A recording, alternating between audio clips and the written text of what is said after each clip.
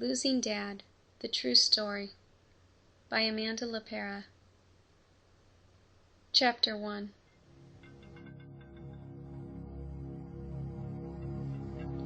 Tall grass growing beside the riverbed whipped against Joseph's legs as he edged closer to the house. Through the darkness, he saw his wife. But where soft brown eyes once smiled at him, blood-red orbs now glowed. His heart fluttered. Do I run and hide or confront this terror? The porch light betrayed his position. Glued to the ground and unable to move, Joseph turned his face towards the back door. He silently screamed as he watched steam gush from his wife's ears. An atrocious rumble erupted from her contorted mouth. Horror-stricken, Joseph stared in disbelief. Then he did what he had to do, what he felt any rational person would do. He discerned no other choice. Although 2 months had passed, the memory of that night still haunted him. He had left, but he never escaped.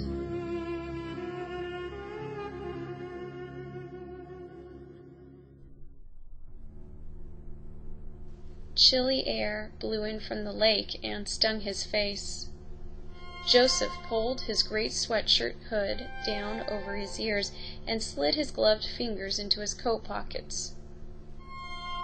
Cursing to himself, he stepped out of a puddle of melted snow that had fallen too early to stick. Wet shoes were no good for a Chicago winter, and he thought about finding a way to get a new pair, maybe of fine black leather, that is, if he could get the money. Joseph watched the shifting clouds traverse the sky. As dusk dragged its feet behind the towering skyscrapers, he decided he had better head back to the shelter before frost stiffened his joints. Along the way, memories of his lovely wife Eloisa and 3 precious children, Jackie, Amanda, and Trevor, flashed through his mind. Their warmth, comfort, and love were gone. Life was different now, bitter cold. Don't dwell on things lost, he thought.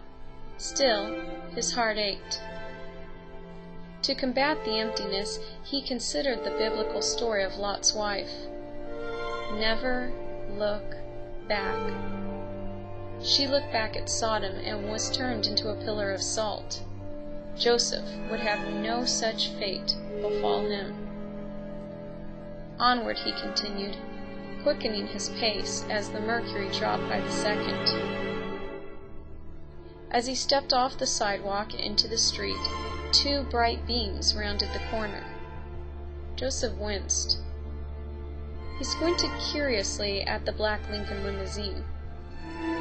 City lights shone through the tinted glass and illuminated the chauffeur's silhouette. The car glided in slow motion past Joseph. Then it stopped. Hairs bristled on the back of his neck, and his muscles became rigid, paralyzed. What was happening? Stopped on the street in front of Joseph. The limo's motor purred. Joseph's gaze transfixed on the rear window. It lowered slowly until the car swallowed the glass completely.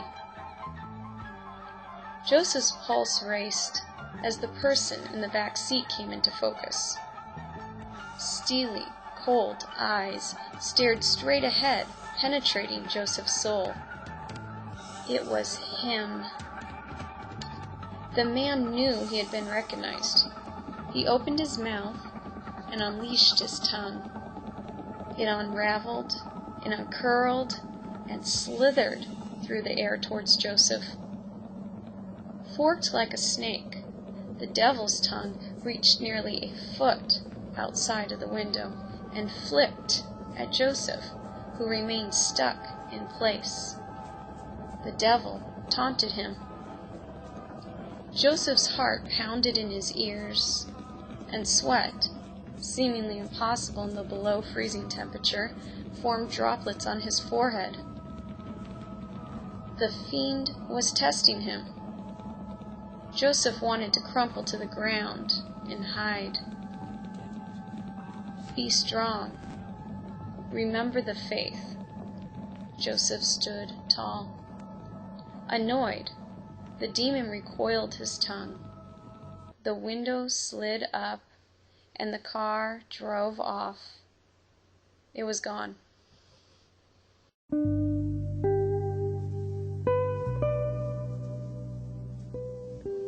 Joseph had prevailed, this time, but like all prophets before him, he would be tested again.